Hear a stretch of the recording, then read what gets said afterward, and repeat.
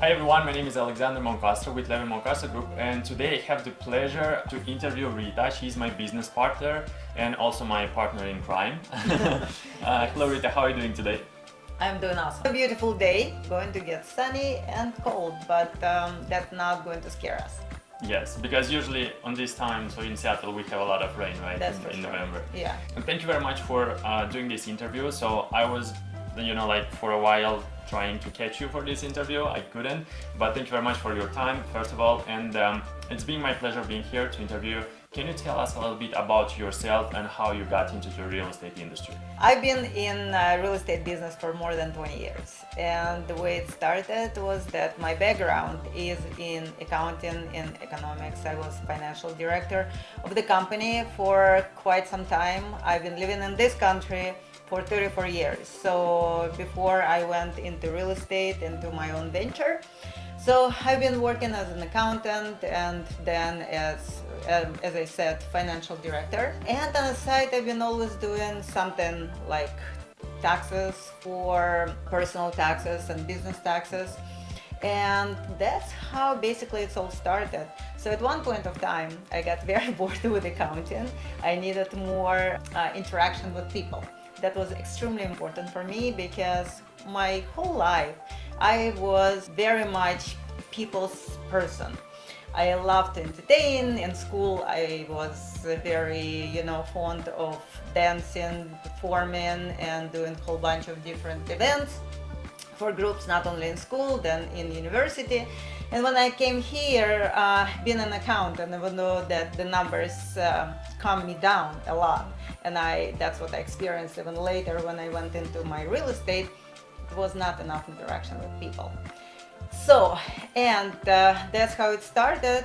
My friend and my colleague, Nina Johnson, she and her husband Eric, they had a company and they invited me to start working with them as part-time accountant and then helping them with real estate. I got my license and that's how it all started. So basically the motivation to become a real estate agent was just, need in talking to people and just interact with people. So yes. That's what I'm hearing from you. Yeah. All right. Yeah. Thank you very much for giving your overall history about how you became a real estate agent. What you can share about who are your clients? So do you work mostly with your friends or you have a bigger sphere of influence? Who are your clients? Everyone. Okay. I don't care, so my friends, my clients, they all become my friends and I love them dearly because to me the most important thing is to bring value.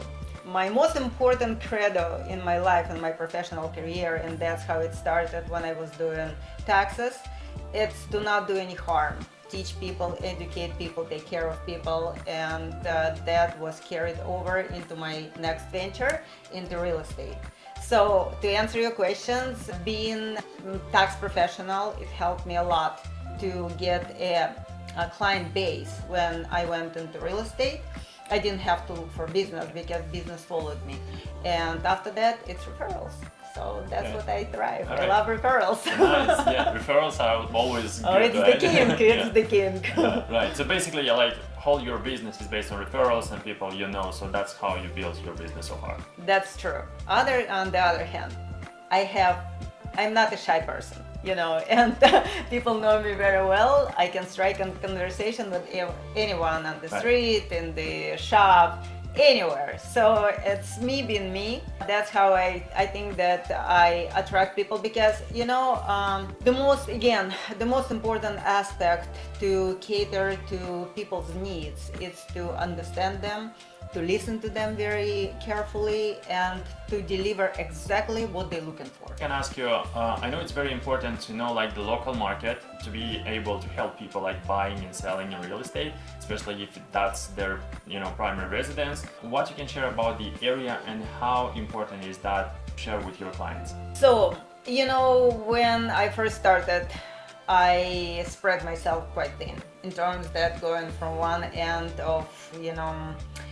Pierce County all the way to Snohomish County, and that was very taxing because you can accomplish only so much and you cannot know in depth all the areas. So later, I realized that I am wasting my time pretty much, not because I didn't want to help people, but in order for me to truly help people, Okay. I needed to concentrate on specific areas. So, and that's how I became an expert on East Side. So my basically geographic area, which I know quite well, it's from Renton all the way to Everett. But I prefer to work specifically on East Side. That's what I know very well. And not only that, I know that we're going to touch this subject, but that's how you develop a strong relationship with other brokers. To remember you. But the reason they remember you because you deliver. It's not only important to deliver to your clients, but it's also deliver to the other agents. Very important when you work with the agents that the agents know you and recognize you, and they know you as a good agent, not just like an agent who is trying to lowball or something like that. Because in our business, sometimes it's not that important on the numbers or highest offer than the relationship with other agents, with other people, because if they've been doing with your business for a while, so they know that you can close. If you promise something, that's going to be delivered, and then they can advise their client to take your offer or vice versa, right? And then you can close on that property and you can make your client happy, and they can make their client happy because you did whatever was promised, you did in time, you did all the terms what was in the contract. Absolutely. And that's the situation. So can you tell us maybe an example or a story, a recent story with a successful and happy client? Maybe you can describe the situation and maybe some challenges that you met with those clients and how you overcome them. There have been plenty of stories like that. Yes, So, but more recent one. Yeah, and the more recent one is just the recent sale with absolutely remarkable people, remarkable clients. And this young couple came along and with two little kids, and we've been looking for a while, and it started that I refused to write an offer on the house they wanted me to write when they initially met me. And I said, no guys, I am not going to allow you to buy this house. That's how it started. And then it was quite treacherous process of trying to find them a house because it was price range and you need to fit all many other criteria, and it didn't fit quite well. So at the end of the day, along came a house which in my mind worked quite well for this particular family.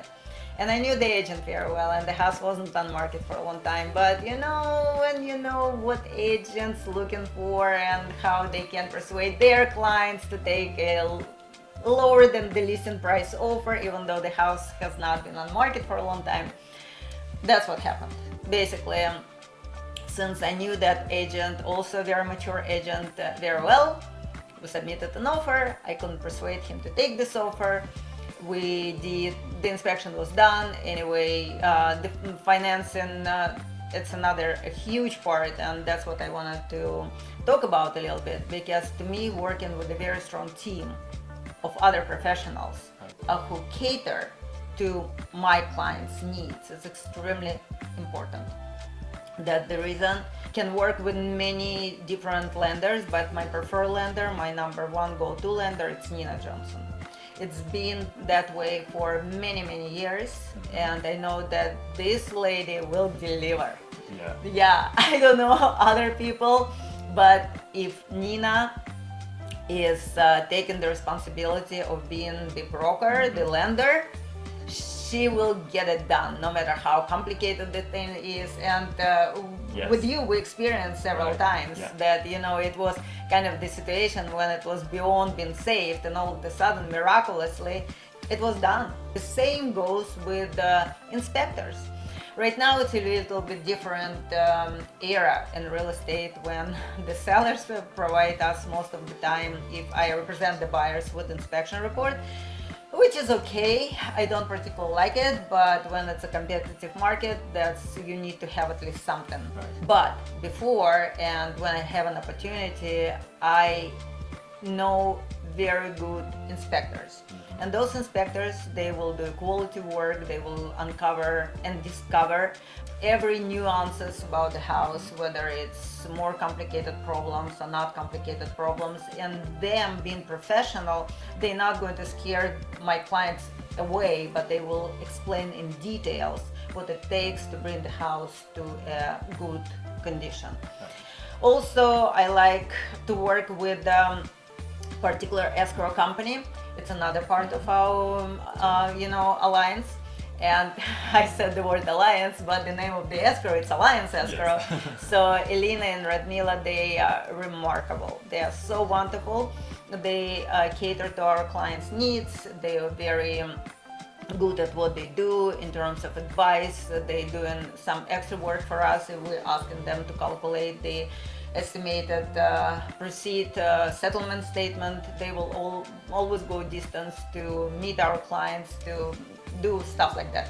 Yep, that's very true. And like talking about Nina and Yelena, so I don't remember to be at least one time calling Yelena and asking the question and she will not answer, or at least she will say, even if my question is not from her specialty, if it's like for the title question, right? She'll say, okay, Alex, let me call my, who is the representative from title company, and she will find answer for me. She will get back, you should do it that way or that way. Yeah. And about Nina, I remember once I asked you, there was like a little bit more difficult situation on a property. Our client was buying with another lender, and then I asked, what should I do in this situation? You said, call Nina. If Nina can do, nobody will do it, right? Exactly. Yeah, that's the situation. So, and even with my situation, as you mentioned, so there was, like a difficult transaction as well, but she got it done. So, yes. Yeah, that's why we work with those people, because if they promise, they will deliver. So that's very important in our business. What you can tell about what's going on in the market right now? Is it a good time or bad time for people to buy or sell properties? It's $1 million question, as we say. It's $1 million question. It all depends. It depends on your situation. Depends on the area. Some areas remain in high demand because the inventory is extremely low. Like I'm here, I'm on education hill myself, and we have clients who like to be on education hill, and honestly, it's hard. It's extremely hard. It's still multiple offer situation. We just had a listing, and the listing was sold in 1.5 days. Let's put it 2 days. Right. With multiple offers and 112,000 over listing price, huge amount of release of earnest money.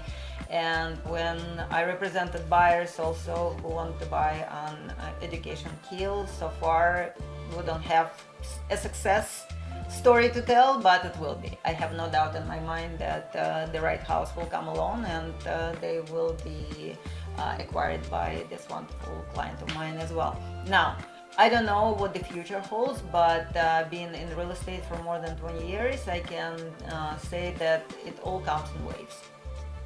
Hopefully, in the nearest future, the interest rate will start dropping and being more reasonable than right now, even though I can tell that people are getting used to everything.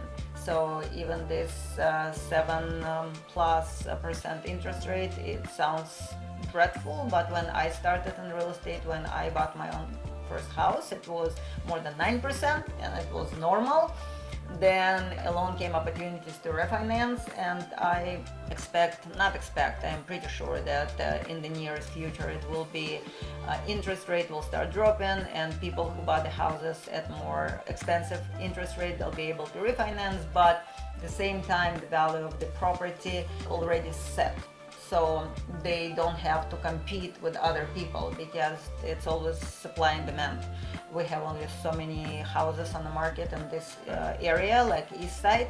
It's not going to be more. Whatever is built, it's not the same sometimes quality as what was built even in the 90s or middle of 2000. I'm not saying beginning of 2000, it wasn't good quality of product built, but in general, I feel that if you need to buy, let's try to work together, let's try to accomplish this goal, but being very realistic and keep in mind that if it's not working for you, it's not the right time, then let's wait, let's not rush into decision making, because as I'm always telling all my clients, I'm working on your time. That was very good insight. And what I mentioned in the past, you've been talking about interest rates. When it came up from like 3% to 5%, there was like a hard stop. People just stopped buying, right? Exactly. And then it passed some time, people got used to, they stopped buying again. And then it went up to 6.5%, 7%. Everyone stopped buying again. Mm-hmm. And then again, they overcome that and they start buying. And now it's like, it was like 8.5%. It was another hard stop, right? It's coming down now, like below 8, and people get used to, because they understand this is like a new norm. And they will never probably, I don't know, in our lifetime will get those 2.5% again, right? Who knows? Yeah, We never know, but We don't know. statistics shows Yeah. that, usually it doesn't happen that often, at least, like so far. So Yeah. that wasn't like a normal what happened like 2 or Yeah. 3 years ago, right? Yeah. So yeah, that's the thing. And if people are considering buying or selling, so they have to see like on their own needs, what they need to do. If they need to buy like a primary residence, if they need to sell, maybe there is like an emergency to sell or some of that stuff. Absolutely. Right? So, and basically one of the reasons the inventory is so low because the sellers, they have nowhere to go. And that's the reason they're not selling. They either remodel in their current residences, or if, as you mentioned, they just have to sell, then definitely the house will hit the market, and more often than not, it will create multiple offers. But it's a huge but. It always needs to be the right price. Situation we had with that property, you just mentioned that it went over the listing price, and it doesn't mean that you listed the property under the market. No. You listed at the market because, as you mentioned, you pulled the comparables and you saw what sold, when it sold, Yeah. and the shape of the property. And most of these properties, you're just, when the property comes up on the market, I know you just stop by and take a look on the property, because that keeps you to be informed on the market what kind of properties are selling around. And when we have a listing, so you basically know what shapes are other property, you know what the price is, you list at the right price. That's important that you did not list like over the market, because over the market, as you mentioned, so the market will never forgive, and then you may just get stuck on the market with that property. Yeah. And if it's the right price, so most probably you'll get like at least a couple of offers that they will compete, and anyway you'll get like a better deal than if you just list over the market price. Absolutely. And then when that's the case, I have an opportunity to negotiate. More importantly, it's just for the house to be ready for sale, and that the reason we will do everything, I will do everything possible to give you a very valuable advice how to do it, how to get it done. I know you know like very well contracts, and not only like keeping an eye all the dots and all that stuff, but you know how to structure the right contract for the right transaction, right? Absolutely. And it's not necessary, as we spoke before, it's not necessary that the lowest price will get a deal. So it's important like transactions, like what you've done with the other brokers and what's your reputation on the market. And another thing is like it's very important how the contract is structured, right? Because I've learned a lot structuring the contracts and putting these offers. I wrote like many of them, like in the past year. And in one situation, I got our offer for our client accepted, even it was lower price. They said, Alex, I like your offer, how it's structured, and I know it will work for my client. So that's how we usually get this, like sometimes, many times we may get overbeat, like the price or terms or some of that stuff. But if we have good terms and good structure contracts, so it's like a good potential to win the offer. Thank you very much for all this, like insights.